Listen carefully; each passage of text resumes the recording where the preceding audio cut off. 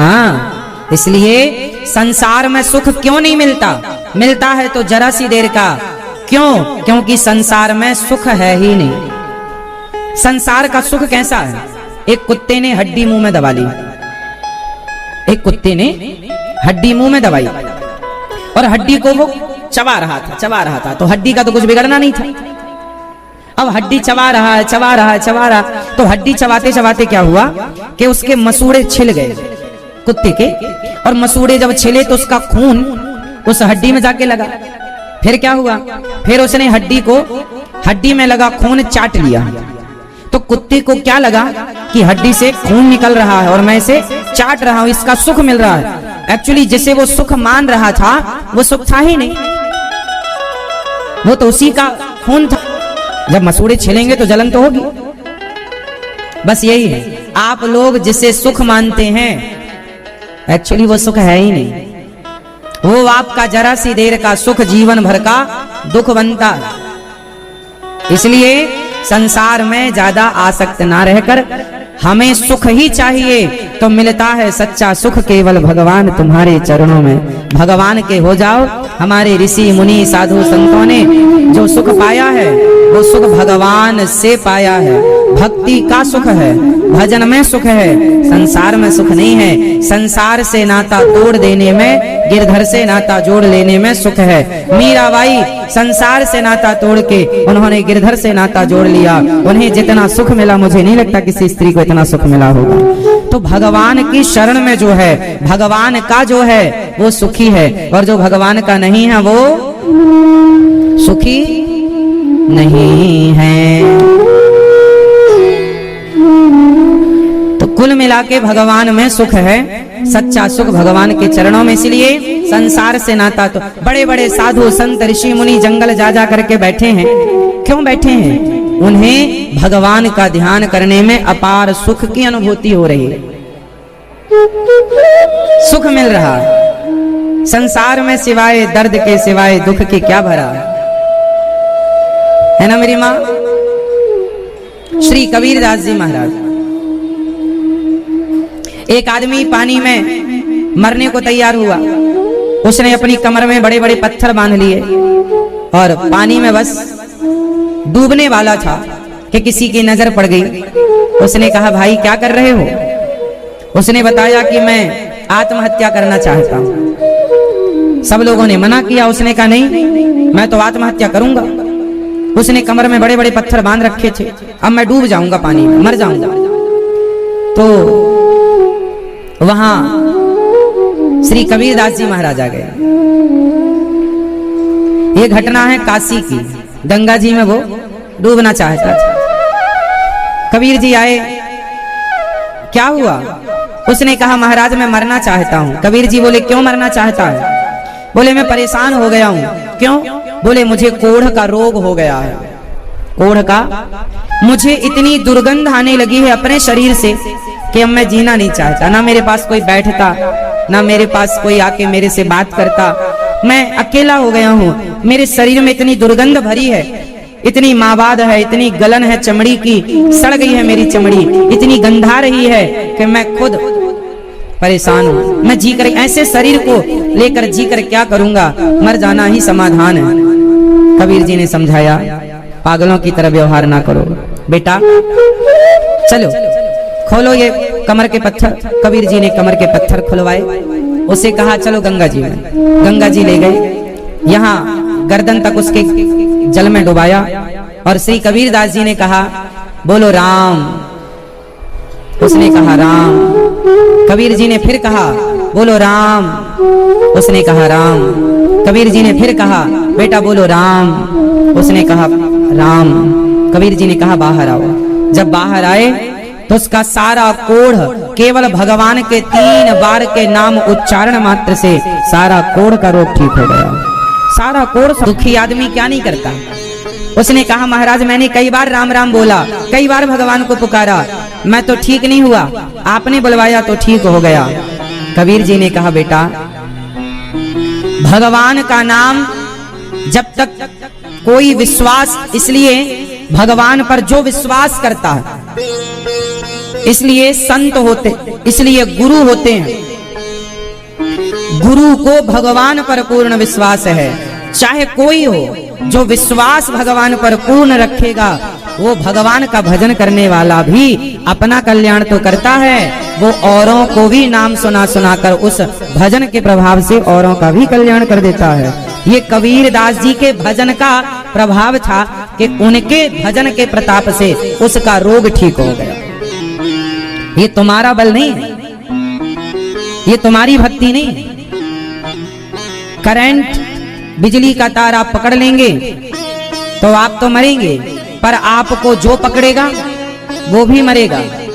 Current का फिर तीसरा आदमी उसे पकड़ ले तो वो भी मरेगा। बस यही है, जब करंट आप तार पकड़ लो और मैं आपका हाथ पकड़ लूं तो करंट पहले मुझे लगेगा, आपको बाद में लगेगा। आपकी मृत्यु बाद में होगी, पहले मेरी हो जाएगी। ये करंट का सिद्धांत है। जब करंट तार पकड़ने से हमें पकड़ने वाले को पहले प्रभावित करता है, उसी तरह भगवान के भक्त को भगवान बाद में तारते हैं। जो भगवान के भक्तों के भक्त बन जाते हैं, भगवान उन्हें पहले तार देते हैं। कबीरदास जी, उनका उद्धार तो हुआ कबीरदास जी का, पर कबीरदास जी का जितने लोगों ने दर्शन किया, जितने लोगों ने उनकी बात मानी, उनका भी उद्धार उनकी भक्ति से हो गया। भाई मैंने कबीर जी का दर्शन माना कि कर लिया, मैंने कबीर दास जी का दर्शन कर लिया, मैंने उनका स्पर्श कर लिया, मैंने उनसे मंत्र ले लिया, तो कबीर, मैं तो कोई भक्त था नहीं, हूं नहीं, पर उनकी भक्ति के प्रभाव से मेरा कल्याण होगा। इसलिए कहा जाता है गुरु परंपरा, कि यदि आप में मोक्ष पाने की सामर्थ्य नहीं है तो आप गुरु बना लीजिए, तो गुरु के प्रभाव से आपका मोक्ष हो जाएगा, मुक्ति हो जाएगी। इसलिए गुरु बनाए जाते हैं। लोग कहते हैं ना गुरु क्यों बनाना है? भाई तुम में इतना बल नहीं है। वो आदमी मर रहा था, उसका रोग ठीक नहीं हुआ, पर कबीरदास जी के प्रभाव से उसका रोग ठीक हो गया। सदगति उसकी होनी नहीं थी, पर कबीरदास जी के प्रभाव से उसकी क्या हो गई? एक कबीरदास जी, ये राम नाम की महिमा है। जो नाम जपता, भगवान के नाम को विश्वास से जो जपे, उस पर ये नाम प्रभाव करता है। ऐसे तो चोर चक्के भी राम राम जपते हैं, नहीं, मंत्र जाप मम दृढ़ विश्वास, पूर्ण विश्वास से। एक बार एक बहुत बड़े विद्वान काशी आए। इतना बड़ा विद्वान थे वो कि कोई विद्वान टिकता नहीं था। शास्त्रार्थ में वो सबको पराजित कर देते थे, परास्त कर देते थे। एक दिन काशी आए। अब काशी में उनसे कोई शास्त्रार्थ करने को तैयार नहीं, क्योंकि बड़ा विद्वान। सब डरते थे कि हार गए तो बड़ी बदनामी होगी, नाक कटेगी, है ना। तो सारे काशी के विद्वानों ने सहमति से लिख दिया कि हमारे कबीर जी हैं, यदि ये शास्त्रार्थ में हार गए तो हम सब अपनी हार मान लेंगे, और ये जीत गए तो सबकी जीत है। अब वो बड़े विद्वान, घमंडी विद्वान आए कबीर जी। कौन है कबीर जी? कबीर जी बैठे अपना, उनका जुलाहे कपड़े का काम था, कपड़ा बुन रहे थे कबीरदास जी। बोले ये विद्वान, ये शास्त्रार्थ करेगा मेरे से? कबीर जी ने कहा आओ महाराज बैठो।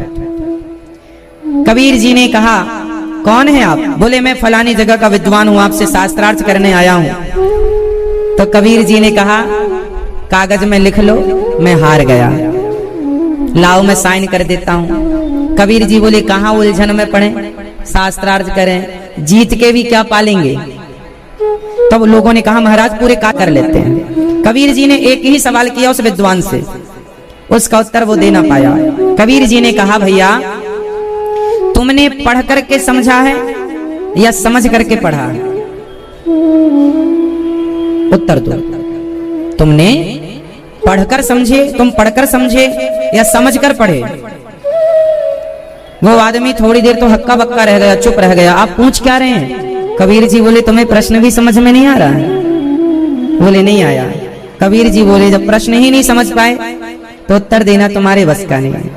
कबीर जी ने कहा, उसने बहुत लगाए अपने ज्ञान, पढ़े उल्टाए पलटाए शास्त्र, उत्तर नहीं मिला। कबीर जी ने कहा पगले सिंपल है, तुमने पढ़कर समझा होता तो भी, पढ़ने के बाद समझ में आए तो भी समझ में यही आता है कि सबका सार भगवान है। और समझ कर भी पढ़े होते तो समझ कर भी पढ़ने में यही आएगा कि सबका सार भगवान है। यदि तुम पढ़कर समझे होते या समझकर पढ़े होते तो भगवान के चिंतन में लग जाते, ये पोथी पत्रा लिए अभिमान में घूमते नहीं। तुम अभिमानी हो गए हो, मतलब तुम पढ़ ना पाए। पढ़ा लिखा व्यक्ति जिसे पढ़ा लिखा कहेंगे वो अभिमानी नहीं हो सकता, और जो अभिमानी है वो पढ़ा लिखा नहीं हो सकता। हमारी विद्या, हमारे शास्त्र कहते हैं विद्या ददाति विनयम, जिस है ना मेरी माँ। कबीर जी जैसे सरल और सहज वो आदमी, वो विद्वान कबीर जी के चरणों में गिर पड़ा। कबीर जी ने उसके माथे पर ज्यों हाथ रखा साहब, इतना पढ़कर भी वो ना देख पाया जो कबीर जी के स्पर्श मात्र से उसे कण कण में राम की अनुभूति होने लग गई। ये महापुरुषों के स्पर्श का परिणाम है। इसलिए भगवान के भक्त, इसलिए गुरु परंपरा बनाई गई है कि आप तो दिन भर काम करते हैं, समय होता नहीं है भजन का, तो जब गुरु से जुड़ जाते हैं तो गुरु कृपा से, हमें योग्यता नहीं है पार होने की भवसागर से, पर गुरु के प्रभाव से हम पार हो जाते हैं। गुरु के कहते हैं ना, गुरु मेहरबान तो चेला, यही है। कबीर जी के जितने चेले थे वो पापी भी कोई रहा हो तो गुरु के प्रभाव से सब पार हो गए। वही गुरु जी के चलो चलो चलो। इसलिए भगवान का नाम सबका कल्याण करने वाला है, इसलिए जीवन में गुरु परंपरा होती है। इसलिए भगवान के नाम का आश्रय, जैसे कबीरदास जी ने, श्री रैदास जी ने, श्री रसखान जी ने, ये सब मुसलमान, रसखान जी तो मुसलमान थे, मुसलमान होकर भी उन्होंने भगवान से प्यार कर लिया। क्या कर लिया मेरी माँ? समझ गए कि भगवान ही सार है, ये संसार असार है। असारे खलु संसार दुख रूपी विमोह का।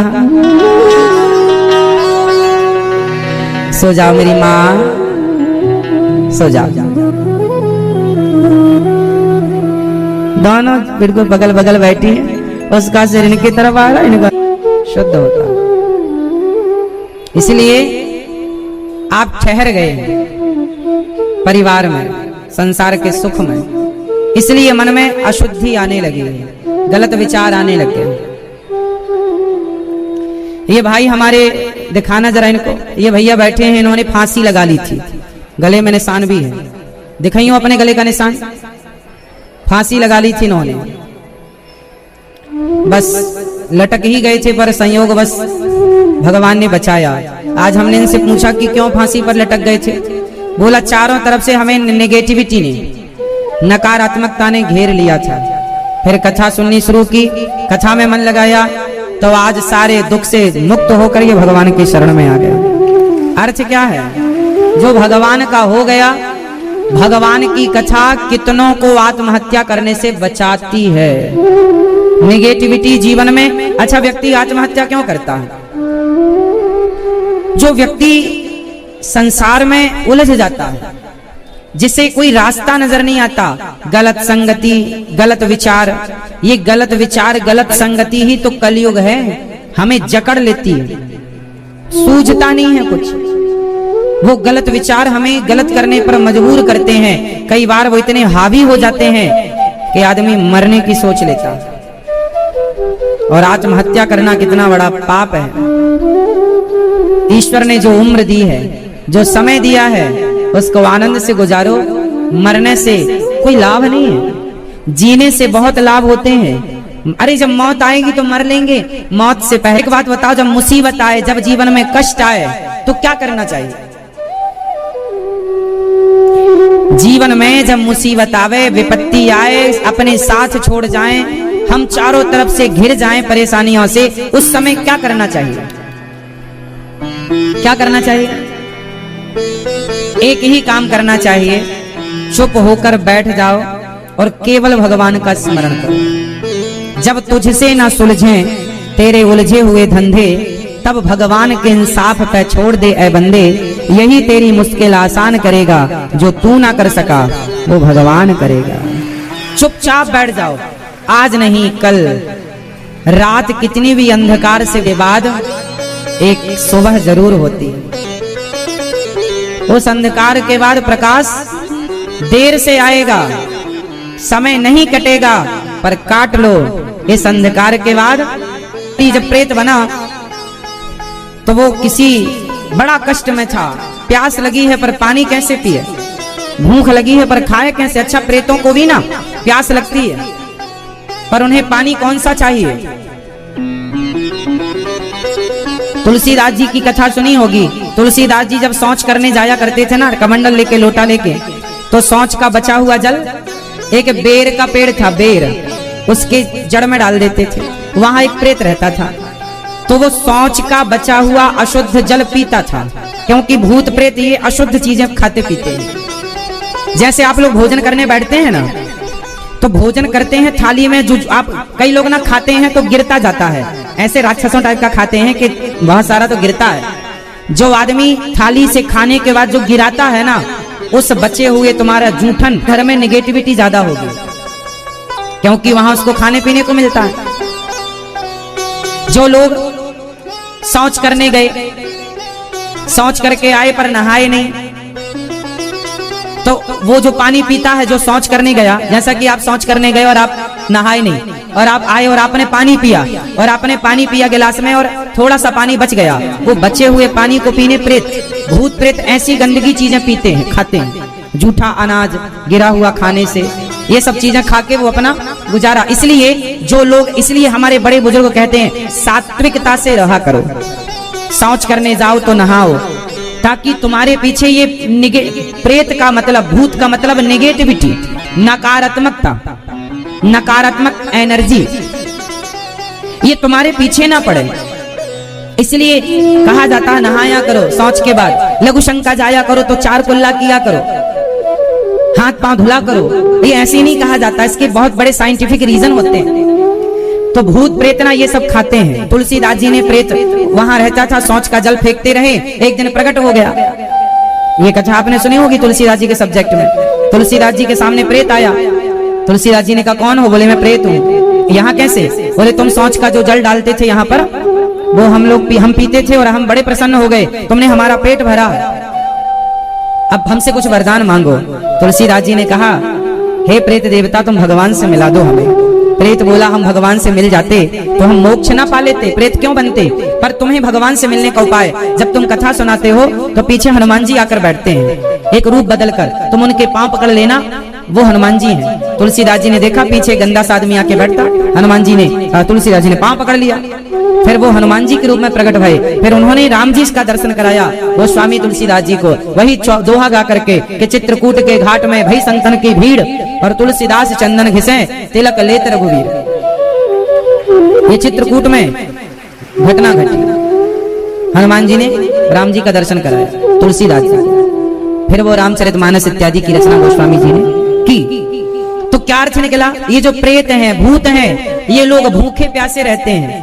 जो लोग ऐसी गंदगी से रहते हैं उनसे इनका गुजारा होता है। फिर यही लोग, आप गंदगी से रहोगे ना तो फिर वो प्रेत क्या करेगा? एक दिन आपकी तरफ झपट्टा मारेगा, क्योंकि आपके घर में गंदगी है तो वो खाने पीने आता है, तो उसके संग में रहते रहते एक दिन वो चाहता है कि आप भी हमारे पास आ जाओ। तो वो ऐसी प्रेरणा देती है निगेटिविटी, नकारात्मकता, कि आप कई बार ना चाह करके भी थाली में जब भोजन करने बैठो तो पहले भगवान को स्मरण करना चाहिए, हे प्रभु आपका दिया जो है आपको समर्पित है, और खाओ ऐसे कि तुम्हारे जूठन ना गिरे बिल्कुल। कई लोग तो खाते ऐसे ना, आधा मुंह में जाता और आधा मुंह से टपक जाता है। सबसे निकृष्ट भोजन यही है, थर्ड क्वालिटी के लोग होते हैं वो। कई लोग तो पूरा हाथ यहाँ तक भर लेते चावल, ऐसे खाते हैं, ऐसे आधा नीचे। खाने पीने का भी तो ढंग होना चाहिए, भोजन गिरना नहीं चाहिए, कोशिश करना चाहिए, बच्चों को सिखाओ ये सब चीजें। भोजन थाली में नहीं छूटना चाहिए ज्यादा। आपका जो जूठन है, आप, कई लोग कहते हैं कि हम थाली में जो बच जाता है उसे फेंक देते हैं, कोई खाता है, वो सब नेगेटिविटी, नकारात्मकताएं आपके पीछे लग जाती हैं। भाई जिसे खाने को मिलेगा फिर वो आपका पीछा क्यों छोड़ेगा? भाई जिसे खाने को मिल जाएगा आपके पास, फिर वो आपका पीछा यदि किसी नकारात्मकता नेगेटिविटी को, कोई गलत एनर्जी को आपके पीछे लग गई हो तो वो आपका पीछे थोड़ी छोड़ेगी। इसलिए मौका ही मत दो ना। थाली, पहले के लोग थाली खाने के बाद उसमें पानी डाल के ना वो भोजन थाली धो के पी लेते थे। हम भी बचपन में जब दूध रोटी खाया करते थे तो दूध रोटी खाने के बाद ना कटोरे में पानी डाल के पूरा घुमाकर वो पानी पी लिया करते थे, मतलब कटोरा साफ हो जाया करता। थाली कांसे की हुआ करती थी, कांसे की थाली में भोजन होता था। पूरी थाली, हमने अपने बब्बा जी को, अपने दादाजी को देखा, थाली पूरी भोजन करने के बाद थाली में पानी डाल के वो घुमा के पी लेते थे, एक अन्न का दाना नहीं रह जाता था। ये परंपरा रही है हम लोगों की। आप कहें कि महाराज जी फिर हम तो सबको भोजन देते हैं, नहीं तो हमारे यहाँ पहली रोटी गाय को निकलती तो है। आप किसी को देते हैं तो देना अच्छा है, पर ये बताओ किसी को जूठन देना अच्छा है? गाय को भी पहली रोटी खवाओ, शुद्ध रोटी खवाओ, कुत्ते को भी शुद्ध रोटी खवाओ। अपना जूठा किसी को नहीं देना चाहिए, अपना जूठा किसी को नहीं देना चाहिए। जैसे कई लोग चाय जूठी पी लेते हैं, भोजन जूठा कर लेते हैं। जूठा किसी को नहीं खाना चाहिए, यहां तक कि पति पत्नी को भी जूठा नहीं खाना चाहिए एक दूसरे का। विधान तो ये है, पर अब माने कौन? आजकल के जमाने में पति पत्नी ने तो वो तो जूठा ही खा, उनको लगता प्यार बढ़ता, प्यार नहीं बढ़ता, रोग बढ़ता है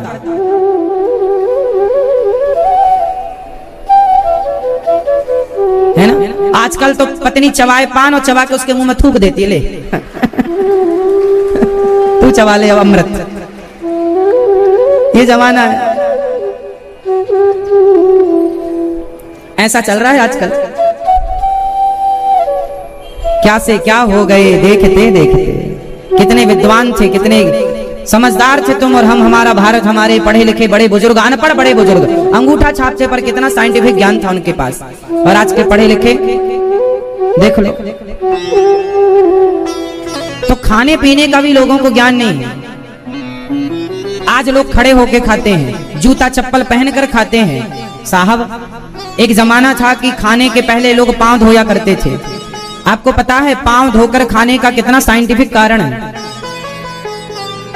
जब आप पांव धुलते हैं ना, सारी थकावट दूर हो जाती है, रिलैक्स होते हैं आप उस, और जमीन में बैठ के पालथी मार के जब आप भोजन करते हैं, बजाय कुर्सी, बजाय चेयर पर बैठकर जब आप भोजन करते हैं, चेयर पर बैठकर भोजन करने की अपेक्षा जमीन पर किया गया भोजन ज्यादा अच्छा होता है। हाँ या ना? लेकिन अब फैशन में रहना है साहब। शादी विवाह में तो ऐसा बड़े बड़े पढ़े लिखे लोग, बड़े बड़े आदमी ऐसा वहां उस रोटी के पीछे भागते हैं, है ना। ऐसा लगता है भाई हमें भी एक रोटी देना। कौन सी रोटी? तंदूरी। तंदूरी रोटी खिलाने में ऐसा लगता है जैसे बाप राज कभी खाए ना, हमें भी देना। ऐसी लाइन लगी पढ़े लिखे मूर्खों की, कभी खाए नहीं, घर में भी कभी बनवा के खाया करो, है ना। फोकट की छोड़ते नहीं हो। लिफाफा में 50 रुपए और रोटी खाएंगे 10। ना आइटम खाने का होता है ना, आप सारा खाते हैं, भले मर जाए खाके, पर 50 रुपए दिया, 100 रुपए का लिफाफा वसूल पूरा करेंगे, भले मर जाए। कोई शादी में यदि जरा सा जहर बांटना शुरू कर दे कि भाई साहब सब खाने के बाद थोड़ा जहर भी टेस्ट करें, तो मुझे विश्वास है कि आधे से ज्यादा लोग जरूर पिएंगे। देखें तो फ्री में मिल रहा है, फ्री में हमारे देश में कुछ नहीं छोड़ा जाता। जहर बांटो तो जहर पी ले आदमी। विचार करो, खाने में विचार, कहाँ खाना कहाँ नहीं खाना, क्या खाना क्या नहीं खाना। हमने होश संभाला जब से, शादी विवाह में आज तक कभी खाए ही नहीं। इतनी उम्र हो गई आपके बीच में रहते रहते, आज तक हमने शादी विवाह में खाया नहीं। कभी बचपन में जब छोटे रहे होंगे तब खाया हो तो अलग विषय है, जब से होश संभाले कभी नहीं खाए। हमें पता है ये मूर्खों का भोजन है, इनमें समझदार लोग कैसे एंट्री करेंगे। खड़े होके खाना समझदारी नहीं है। खड़े होके खाना ये हमारी सात्विक होगा, क्योंकि अन्न से हमारे बुद्धि और हमारे मन का पूरा कनेक्शन है। यदि हमने जरा भी गलत भोजन कर लिया तो वो गलत भोजन हमारी बुद्धि को गलत करेगा और सही भोजन हमारी बुद्धि को सदा सही रखेगा। अब आपको ये डिसाइड करना है कि आपको अपनी बुद्धि को सही रखना है या गलत। मैया देखो कैसे मस्त सो रही है मेरी माँ, पर्स को कस के पकड़ रखा है सोने में भी। और यूं सब तो एक बार में होते, भैया 3 शिफ्ट में जा रही है ऐसे।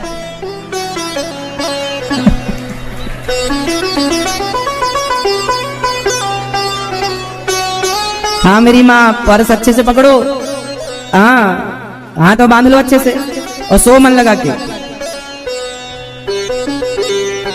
सुनो मेरी माँ, तो आज से आप लोग भोजन कैसे करेंगे? पांव हाथ। आप कितने लोग खाने के पहले हाथ धुलते हैं? अच्छा सब लोग, वाह वाह। भैया आप नहीं धुलती हो मेरी माँ? नहीं धुलती हो हाथ? सही, हाथ जरूर धुलना चाहिए, पांव धुलना चाहिए। और फिर जो भी हो थाली में पहले ठाकुर जी का भगवान को स्मरण करो। घूंट 2 घूंट पहले भोजन के पानी जरूर पीना चाहिए। आपने सुना होगा, अच्छा भोजन के पहले ना ज्यादा पानी नहीं पर 2 घूंट पानी। आपने देखा होगा पहले के लोग हाथ में जल लेकर के ऐसे थाली में घुमा करके वो पानी पी लिया करते थे। कितना बढ़िया नियम था। आपको पता है भोजन करने के पहले 2 घूंट पानी जरूर पीना चाहिए, जरा सा 2 घूंट, ज्यादा नहीं, सिर्फ 2 घूंट, जरा सा पानी। और भोजन करने के साथ बीच में थोड़ा थोड़ा पानी पी सकते हैं, 1-1 घूंट। आखिरी में भोजन करने के बाद 1 घूंट पानी पी लो कि मुंह साफ हो जाए।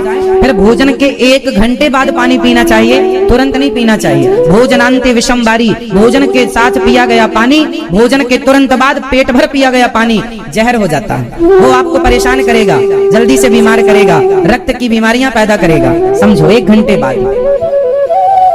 तो खाने में क्या, भगवान जी को सात्विक भोजन। अच्छा बताओ सात्विक भोजन किसे कहते हैं? फटाफट बताओ, सात्विक भोजन क्या है? मैया क्या चबा रही हो आप घंटे भर से?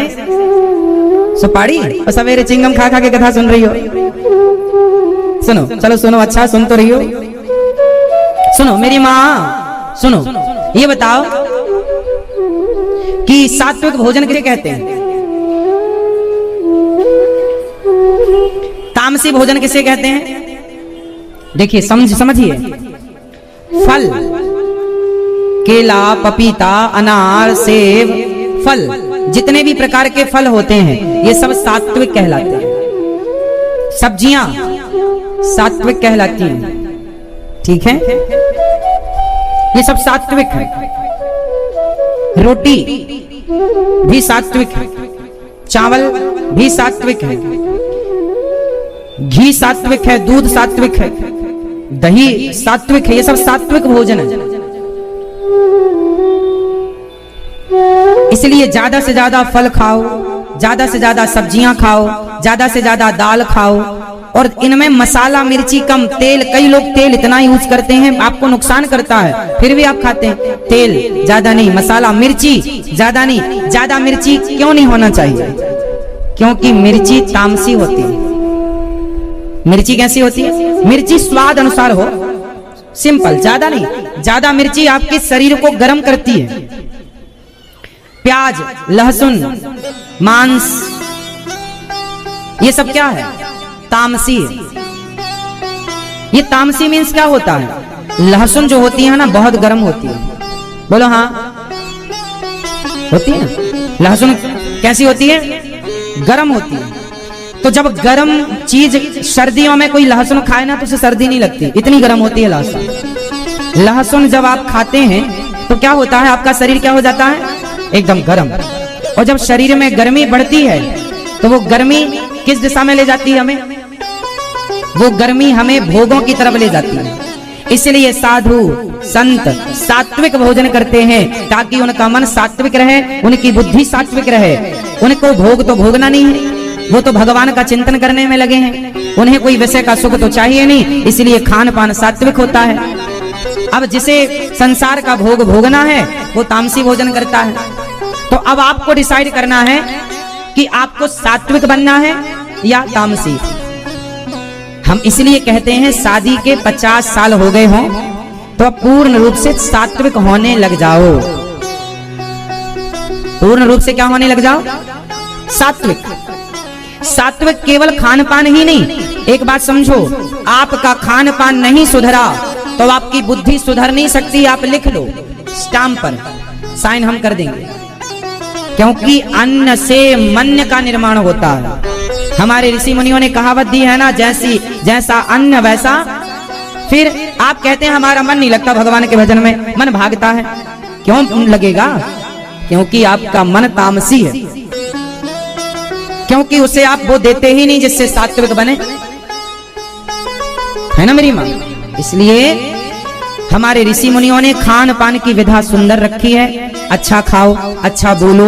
और प्रेत, भूत प्रेत योनियां होती हैं, जो अपने माता पिता को मारता है, जो गलत रास्ते पर चलता, आत्महत्या करता, सब प्रेत बनते हैं। इसलिए आप सबको इन सब बातों से अपने आप को दूर रखना चाहिए। गलत आपने एक बार तारीफ सुन ली अपने बेटे की और दूसरे ने करनी शुरू की तो आप ये नहीं कहेंगे नहीं अब मत सुनाओ जी, हमने सुन लिया। नहीं, हाँ और सुनाओ और सुनाओ।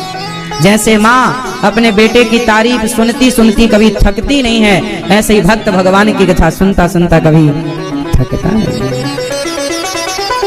ऐसा प्रेम हो भगवान की कथा से, जैसा एक माँ का बेटे से प्रेम होता है। श्री सुखदेव भगवान ने कथा सुनाई, इंद्र को अधिकारी नहीं माना क्योंकि वो प्रेमी नहीं थे। कथा का अधिकारी कौन? जो प्रेम करे भगवान से। प्रेमी नहीं, कथा क्या सुनाएंगे? 7 दिन की कथा पूरी हुई, परीक्षित की सदगति तराजू बांधे इंद्र ने, तौल कर देखा भागवत जी का पलड़ा भारी। भागवत से श्रेष्ठ कुछ नहीं। आप लोग जो यहाँ पोथी पाठ कराने आए हैं, ये आगामी अप्रैल में 9 अप्रैल से फिर यहाँ पोथी पाठ बैठेंगे। जो पाप हम लोग कई बार देखो, गौ हत्या हमसे ना चाहकर आपने गाय को जरा सा मारा, गाय मर गई, गौ हत्या। आपने अपने से बड़ों को अपमानित कर दिया। अपमानित करना भी मारना। आपने ब्राह्मण का अपमान कर दिया मतलब ब्रह्म हत्या लग गई। संत का अपमान कर दिया मतलब संत हत्या लग गई। माँ को आपने अपमानित कर दिया मतलब माँ की हत्या का पाप लग गया। बाप को अपमानित आपने कर दिया मतलब बाप की हत्या। देखो, मारना जान से और अपमानित करना, चाहे आप किसी को जान से मार दो या उसका अपमान कर दो, दोनों एक ही बात होती है। ये बात हम नहीं कह रहे हैं। भागवत जी में एक प्रसंग है, गुरु द्रोणाचार्य के पुत्र अश्वत्थामा ने माता द्रौपदी के 5 पुत्रों को मार डाला था। तो द्रौपदी के सामने लाकर खड़ा किया। अर्जुन ने कि देख, तेरे बेटे का हत्यारा तेरे सामने है, तू जो दंड देना चाहे दे दे। द्रौपदी ने कहा छोड़ दो। भगवान ने कहा इसे मार भी दो, छोड़ भी दो। तो अश्वत्थामा का अपमान करके वहां से निकाला गया। तो मान लिया गया कि इसको मृत्यु दंड मिल गया। अपने से बड़ों का अपमान करना ही उन्हें मारने के बराबर होता। तो आपने जीवन में कभी ना कभी किसी ना किसी प्रकार से किसी ना किसी का अपमान जब किया होगा तो आपको ये हत्या लगी होगी। ऐसे तमाम जो जाने अनजाने में हमसे पाप हो जाते हैं, इन सभी पापों से बचने के लिए भगवान ने व्यवस्था बनाई। ये भागवत श्रवण कर लोगे तो भागवत श्रवण करते ही व्यक्ति के सारे पाप समाप्त हो जाते हैं और वह मोक्ष का अधिकारी हो जाता है। इसलिए जीते जी भागवत सुन लेना चाहिए। मरने के बाद बच्चे सुनाएं सुनवाएं, अच्छी बात है ना मेरी माँ। अपना साधन करके ही चलना चाहिए। कोई करे ना करे, किसके भरोसे रहेंगे, किसका मुंह ताकेंगे कि भैया तुम हमारे नाम से कोई धुंधकारी मर गया तो गौकर्ण जी का मुंह ताक रहा है, आप हमारे लिए भागवत कर दो तो हमारी मुक्ति हो जाए, वरना प्रेत बना घूम रहा था। तो उनके भैया ने तो कर दिया, पता नहीं तुम्हारा भैया तुम्हारा सैया तुम्हारा अपना करे ना करे, उनके ने तो कर लिया। इसलिए अपना करके मरो अच्छे का। भागवत जरूर सुनना चाहिए। भागवत परीक्षित जी ने सुना, धुंधकारी ने सुना, स्वयं नारद जी ने सुना भागवत जी। आज भी बड़े बड़े संत जन प्रेम पूर्वक ये कथा सुनते हैं। श्री सूत जी महाराज ने कहा इंद्र को कथा नहीं सुनाई गई। 7 दिन में भागवत जी भगवान से प्रकट हुए और उन्होंने भगवान के दर्शन करके सबने अपने आप को कृतार्थ माना। एक बार ये भागवत जो देवताओं को दुर्लभ है, एक बार नारद जी समस्त तीर्थों में गए, शांति पाने, शांति नहीं मिली। कहां कहां गए? पुष्कर, प्रयाग, पुष्करम चा, प्रयागम चा, काशीम, गोदावरीम तथा हरिक्षेत्रम, कुरुक्षेत्रम, श्रीरंगम, सेतु बंधनम एवं आदिषु तीर्थेषु। सारे तीर्थों में गए। प्रणापश्यम कुत्रमिच्छर्मः मनः संतोष कारकम। सारे तीर्थों में गए, शांति कहीं नहीं। नारद जी बोले मैं सब जगह गया, शांति नहीं मिली। शांति कहाँ मिलेगी? भगवान के चरणों में। अच्छा बताओ, संसार में शांति है? आपके गांव, आपके शहर, आपके मोहल्ले, आपकी सोसाइटी, आपके घर, आपके परिवार में शांति है? बोलो हाँ है तो हाँ बोलो, नहीं है तो ना बोलो। मैया ओ पंचायती मैया, कर लो पंचायत मेरी माँ।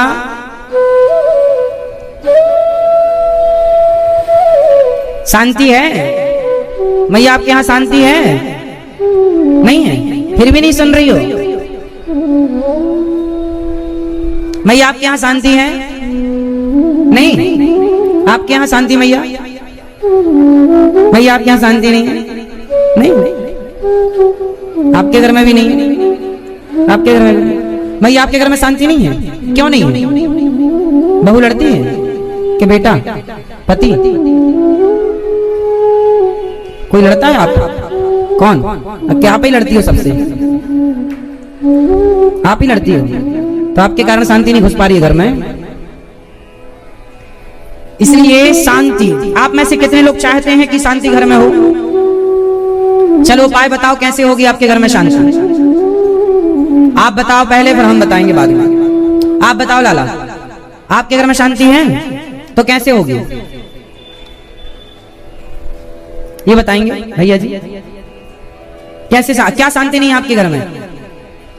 आपके घर में लड़ाई झगड़ा होता सास बहू का? आपका किससे? हम एक उपाय बता सकते हैं आप लोगों के घर में, सबके घर में शांति हो जाएगी। शांति चाहिए, उसी को शांत रहना पड़ेगा। यदि आपको शांति चाहिए तो आप शांत रहो। आपको शांति चाहिए पर बोलना इतना सारा है, तब तो आ गई शांति अच्छे से। जिसे शांति चाहिए उसे शांत रहना पड़ेगा। यदि आप शांत रहेंगे तो क्या मजाल के आपके जीवन में शांति आ जाए। शांत डे बोले हम टुप्पई टाप। मेरी माँ कैसी रहोगी? टुप्पई टाप रहना। बहू कुछ भी बोले आप टुप्पई टाप। पति कुछ भी बोले आपको तो टुप्पई टाप रहना है। फिर क्यों सुनाए जब सुन रखी है तो मेरी माँ, शांति सबको चाहिए पर शांत नहीं रहना। इसलिए हमें शांति चाहिए ना, तो हम शांत रहते हैं। तुम्हें जो मन पड़े बोल लो भैया, हम शांति से शांत चुप। हम कथा में ही बोलते हैं, कथा सुनाने के बाद चुप हो जाते हैं, नहीं बोलते ज्यादा। क्यों नहीं बोलते? हमें पता है कम बोलना चाहिए। कम बोलने वाला आदमी ज्यादा सुखी है कि ज्यादा बोलने वाला आदमी? फिर मेरी माँ कम बोला करो ना। देखो हम लोग क्या चाहते हैं कि तुम सुधर जाओ। हम क्या कहते हैं? तुम ठीक हो जाओ, तुम हमारी बात मानो। याद रखो, संसार को आप बदल नहीं सकते। संसार को आप बदल नहीं सकते, पर एक को आप बदल सकते हैं। बताओ कौन? हम किसी को नहीं बदल सकते, परंतु खुद को बदल सकते हैं। और जिसने खुद को बदल लिया वो सबको बदल सकता है। इसलिए शुरुआत किससे होनी चाहिए? स्वयं अपने को बदलो। जब मैं बदलूंगा, जब मैं अपने आप को परिवर्तित करूंगा, देखो कि मेरी कहां गलती हो रही है। जमाना नहीं सुधर सकता। कांटे को कांटा ही रहने दो। आप कांटे को गुलाब ना बनाने की कोशिश करो। बस कांटे जहां पड़े हैं वहां पांव बचा बचा के रखना सीखो। कट जाएगी और काट देगी, तोड़ेगी सारी जिंदगी, तोड़ा फोड़ी मचाएगी आपकी वाणी। रिश्ते टूटते रहेंगे सारी जिंदगी। जिसकी वाणी तलवार है, टूटता रहेगा। इसलिए वाणी सुई हो, जो सुई हमेशा दो को जोड़कर एक कर देती है। वाणी भी ऐसी हो कि दो को जोड़कर एक कर दे। बस ऐसी वाणी बोलिए, मन का आपा खोए और हमको शीतल करें। आपा हूं शीतल। कागा काको धन हरे, कोयल काको दे, और मीठा वचन सुनाए के जग अपनों कर ले। ये वाणी का फर्क है मेरी माँ। वाणी बहुत बड़ा प्रभाव छोड़ती है जीवन में। आप कितने विद्वान हैं और कितने मूर्ख हैं ये पता कहां से चलता है? जब आपकी वाणी खुलती है। इसलिए शब्द संभाल के बोलिए। बोलो मेरे संग, बोलो मेरे साथ, शब्द संभाल के बोलिए। शब्द के हाथ न पाओ, एक शब्द औषधि करे, एक शब्द करे घाव। इसका अर्थ बताओ। मेरी माँ बताएंगी, ये पीली मैया बताएंगी। बताओ मेरी माँ, इस दोहे का अर्थ क्या है? शब्द संभाल के बोलिए। कहा गया है शब्दों को संभाल कर बोलिए, क्योंकि शब्द के हाथ और पांव नहीं होते। शब्द के हाथ न पांव, एक शब्द औषधि करे, एक शब्द औषधि का काम करता है। एक शब्द किसका काम करता है? बेटा तू अकेला नहीं है, हम तेरे बाप हैं, हम तेरे बाप की तरह, तेरी माँ की तरह तेरे साथ खड़े हैं, कंधे से कंधा मिलाकर। तू अकेला नहीं है, हम तेरे साथ हैं। जब आप किसी को ये कहते हैं ना, तो ये शब्द किसका काम करते हैं? किसका काम? औषधि का। एक गांव में एक आदमी की माँ मर गई, तो बूढ़ी बूढ़ी माँ ने जाके कहा मत रो, हम तेरी माँ। उसे अच्छा लगा। फिर उसका बाप मर गया, लोगों ने कहा मत रो, हम तेरे बाप। कुछ दिन बाद उसकी पत्नी मर गई, बेचारा इंतजार करता रहा, कोई ना आया ये कहने के हम तेरी। तो कई बार शब्द औषधि का काम करते हैं। जब आप कहते हैं तू अकेला नहीं है, हम तेरे साथ हैं, तो ये शब्द किसका काम? औषधि का। और एक शब्द करे घाव। आपकी सास ने ऐसा कुछ बोल दिया कि घाव हो गया, अभी तक है। आपकी जेठानी ने ऐसा कुछ कह दिया कि घाव भर ही नहीं रहे। हाँ या ना? भाई आपके भी कुछ घाव हैं? नहीं भरे घाव कुछ तो घाव है बहुत। इसलिए हम कहते हैं कि शब्दों में बड़ी जान होती है, शब्दों में बड़ी जान होती है। इसी से, इन्हीं शब्दों से आरती अरदास और अजान होती है। ये ही समुद्र के वो मोती हैं जिससे इंसान की इंसान को पहचान होती है। इसलिए शब्दों को संभाल कर बोलेंगे, शब्दों को सजा कर बोलेंगे। खेल सारा शब्दों का है। आपके घर में दोपहर को 12 बजे दरवाजा खटखटाता है, घंटी बजाता है, आप दरवाजा खोलते हैं, कौन? आरो वाला, आरो वाला, आरो लगवा लीजिए। वो क्या करता है? वो शब्दों के जाल में आपको, LIC वाले क्या करते हैं? उनके पास क्या होते? पॉलिसियां क्या है? एक शब्दों का जाल ही तो है। कई बार आप लोग किसी के बहकावे भड़कावे में आ जाते हैं। वो बहकावे और भड़कावे की बातें, वो भी शब्द ही तो थे। हाँ या ना? किसी कंपनी ने चूना लगा दिया। मैंने सुना कि वो एक कोई कंपनी है हमारे देश में, लाखों लोगों का पैसा लेके भाग गई। किसी का लाख, किसी का 10 लाख, किसी का 50 लाख भी लेके लोगों ने लगाया था, डबल पैसा हो जाएगा, कुछ कंपनी का नाम था, भाग गई। हाँ अब आप लोग जानते हैं, चली गई कंपनी। उसने आप लोगों को कैसे फंसे? शब्द ही तो थे। वो शब्दों का, जैसे मछुआरा मछली को पकड़ने के लिए जाल फेंकता है, ऐसे लूटने वाला तुम्हें शब्दों के जाल में ही तो फंसाते हैं। आप समझ नहीं पाते कि शब्द कैसे हैं। इसलिए शब्दों को समझिए, शब्दों को। हाँ मेरी माँ, आजकल की लड़कियां किसमें फंसती हैं? शब्दों में। आजकल के लड़के किसमें फंसते हैं? जरा सा किसी ने कह दिया आई लव यू, लो भैया, ये शब्द ही तो है। हम तुमसे बहुत प्यार करते हैं। किसी लड़की ने लड़के से कहवर दिया कि हम तुम्हें बहुत प्यार करते हैं, लो भैया, वो 10 फोन लगाएगा। कहाँ मिलना है बताओ? कहाँ आए चाय पे, कहाँ आए कॉफी पे? किसने फंसाया? शुरुआत कहाँ से हुई? जिंदगी की बर्बादी कहाँ से होती है? इन्हीं शब्दों से होती है। रिश्ते कहाँ से बिगड़ते हैं? शब्दों से। रिश्ते कहाँ से बनते हैं? याद रखना साहब, बनाने वाले भी शब्द हैं और बिगाड़ने, रिश्तों को बनाने में भी शब्दों का सहयोग है और रिश्तों को बिगाड़ने में भी शब्दों का। इसलिए आज मैं शब्दों की कीमत बता रहा हूँ। बहुत कीमती है ये शब्द, अनमोल है। शब्दों के कारण एक शब्द ना समझ पाए तो हंगामा हो गया हमारे देश में। ढोल गमार शूद्र पशु नारी सकल ताड़ना, ये ताड़ना नाम का शब्द, इसका अर्थ ना समझने के कारण कितने नेताओं ने हंगामा कर